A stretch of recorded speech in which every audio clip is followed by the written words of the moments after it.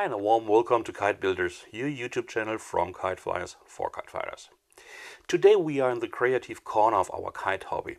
We would like to see how to create a wonderful kite sail. Don't worry, the sewing machine stays at home. All what we need is a pencil, colors and a lot of imagination. Well, first of all, we need to decide which picture would we like to have on our kite. In my case, I had an idea that I would like to have my own head on the kite. And not only the head, nope, I would like to have my head transferred into a Simpson-style head. Well, to be honest, I'm not an artist and I have no clue how to transfer my egghead into a Simpson head. But there's help outside in the internet. There's an internet site called Fiverr.com, and if you send your picture to a guy in Asia, you will get your Simpson style head back in a few days. Great stuff and very easy to handle. In the next step, we will take a look if our template looks good on the kite and the kite looks good in the air later on. All what you need is a picture of a kite equal to the model you will use later. Take this picture into Photoshop or any other graphic program. Then start your work with marking the front of the kite. If all is marked, remove the front picture in the way that the kite will be transparent at least. Then move over to your template. Remember the background of your template, in our case it's green, so I will change it over to green. Then I will copy and paste my template over to the kite picture. Now I will get two layers, one for the template, one for the kite picture. Adjust the layers in the way that the template layer will be in the back of the kite picture. Then adjust your template and voila, you can see how your kite looks like in the air later on. Even if we are happy with our template, we still need to work on it. This means that we need to get a clear template by sharpening the contours. First of all, I will remove the colors and go over to the black-white scale.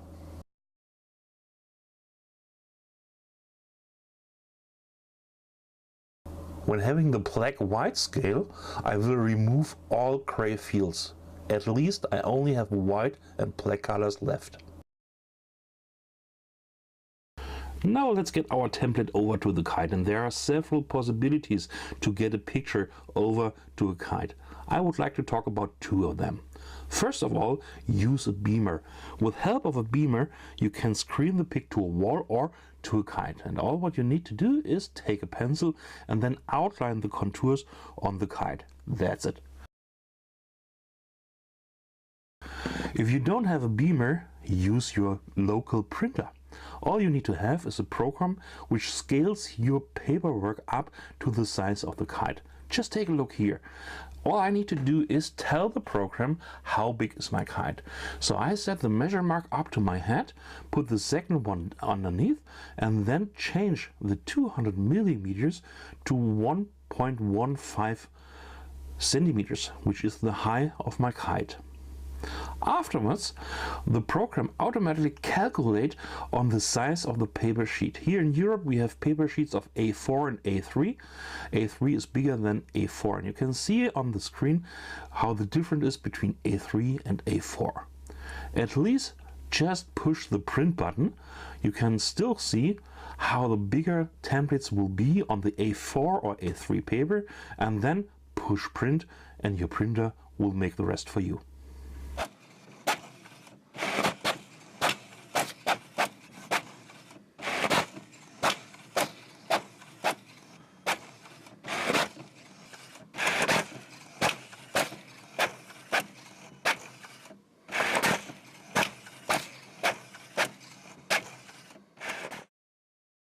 When the printer finished his work, we are just one step away from our final template, but honestly, this is a slave labor, because we need to take all papers we got out of our printer and put it together to one final template.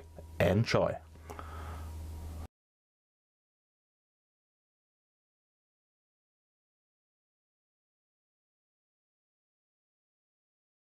Our template is ready for use and we are clear for the next step, the painting. But just give me the opportunity for 2 or 3 comments on that. First of all, the ripstop nylon. You will find different types of fabric. Fabric which is coated on both sides, which is coated on one side and uncoated on the other side, and at least fabric which is uncoated on both sides.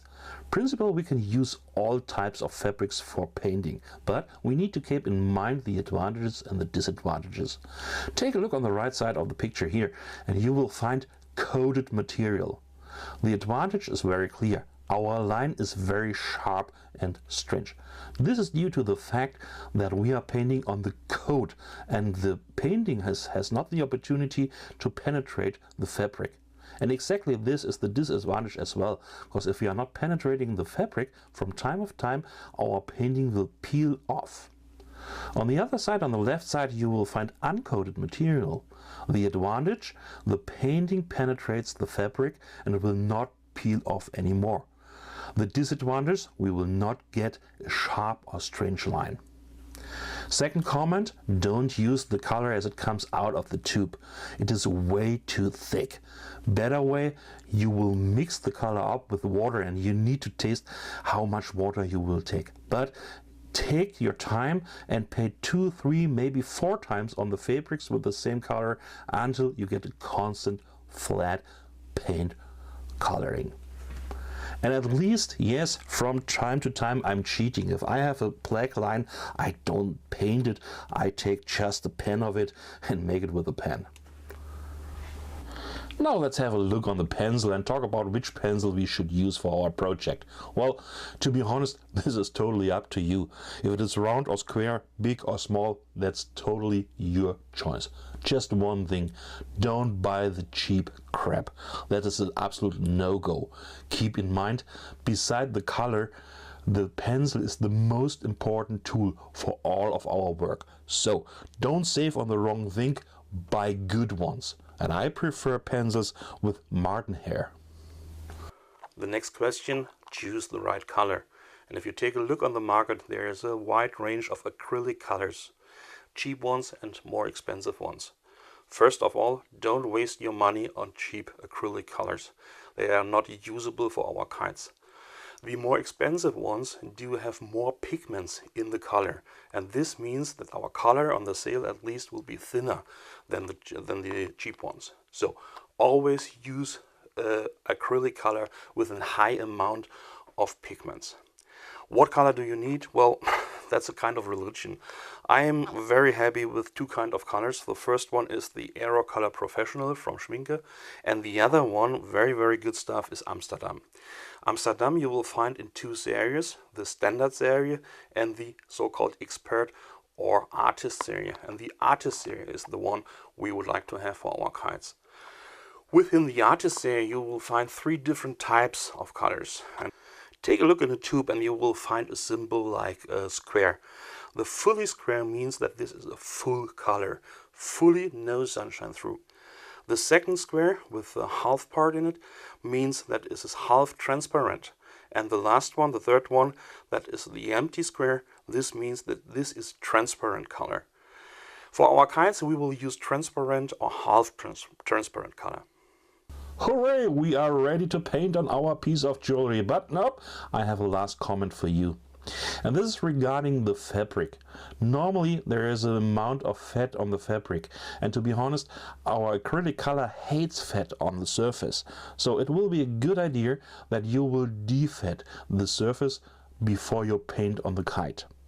And keep in mind, if you're using the coated side of the fabric, it might be a good idea to use a primer before you paint on the fabric.